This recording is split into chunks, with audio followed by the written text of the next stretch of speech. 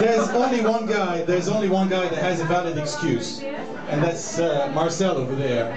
I mean, he's from Lucerne. Some people have to pay for their sins earlier than others. I was not planning to do a speech tonight because for a very simple reason. You know, we were all supposed to be dead yesterday. It's very hard to rely on forecasters these days. But you know what? Those Mayas, they make me a bit laugh because they were supposed to predict the end of the world, and they couldn't even predict the end of their own civilization.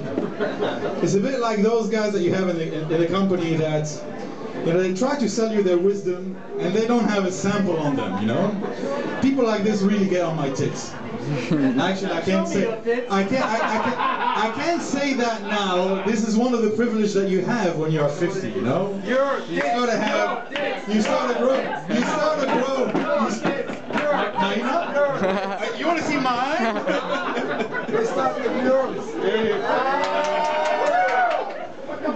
All right. Well, thanks for coming. Honestly, I'm speechless to see you all here. I'm literally left without a speech. So what I thought is I will tell you a few things about what it feels to turn 50. Just for those who have not made it yet. I actually spent the first 2 years of my life wetting my pants and sucking on a tit. You know, like most of you, so I don't know why you're laughing. Looking backwards, I can honestly say this was the most, how shall I say, productive or successful part of my life. You know, I discovered my very first lessons at this age. On the first day of my life, I started to cry, and I was thrown immediately in a huge set of tits, and I said, this is fantastic. Honestly, it's great. I mean, if you haven't tried it, you know you should. And you know, for some strange reason, since that day, I found that I'm extremely attracted to women with big personalities. So come over here, baby. Give me a kiss. That's pussy control for you there. And then I spent the next 23 years of my life trying to get myself educated. As you can see, it didn't work out for me. What a mess. You know, pretty big mess. And then after that, my dad threw me on the job market, and he told me things like, you need now to contribute to your country's GDP, and pay taxes, so that you know your country can use it for useful things, like providing food and shelter to Romanian gypsies. That was a good idea. Then I had another good idea, and I decided to get married. You know? Obviously, I didn't stay married for too long. I escaped it. But I see some of you are still married. So, guys, honestly, you should, you know, eating the same cookie every day is not that great. You should try something else from time to time. But at least I've managed to do one thing right. I have managed to do one thing right while I was married, is to produce this kid there. You know, great son, but you know, not impressive. He has not managed to impress me yet. C'est pas vrai, ne l'écoute pas. Listen, he is at the age where... Attends, passe 2 secondes. C'est mon anniversaire. Il fait le malin parce que vous êtes tous là, mais à la maison c'est lui la soumise. Hein. C'est moi la soumise à la maison, okay. Now, but he's at the age where he's basically consuming all resources, like food and toilet paper. I agree. And sucking my entire internet bandwidth, you know? I have to stand in line at home just to download my email. But anyway. And then, you know, I'm turning 50 today, and I tell you, it's a shitty age. Why? You know, for a couple of reasons, you know, very rational explanation here.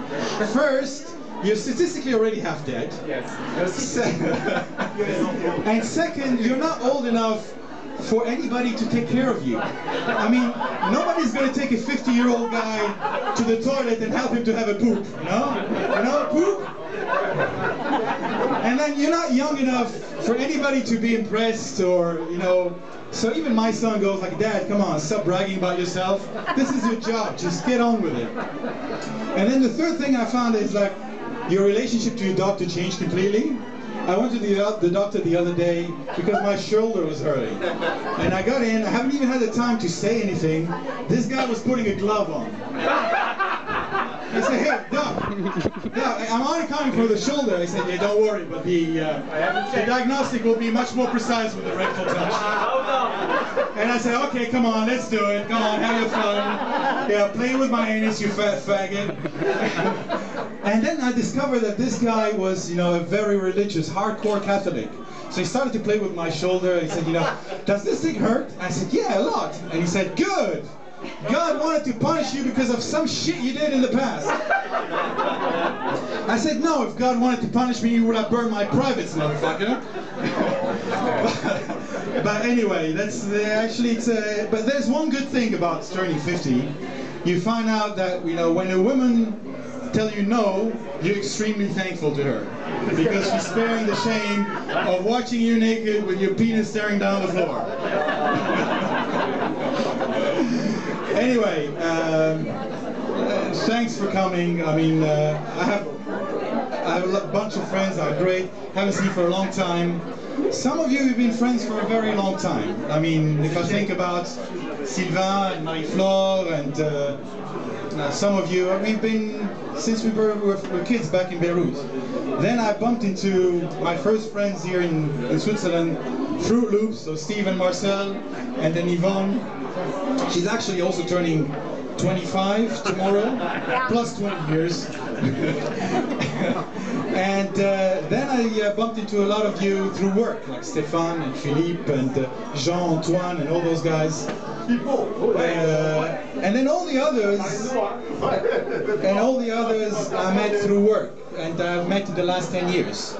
So you are relatively to the others, you are the new kids on the block. Because when it comes to friendship, I tend to keep them for a very long time.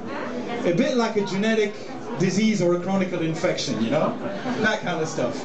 Anyway, thanks for coming, and I think food will be served very soon. Thank you.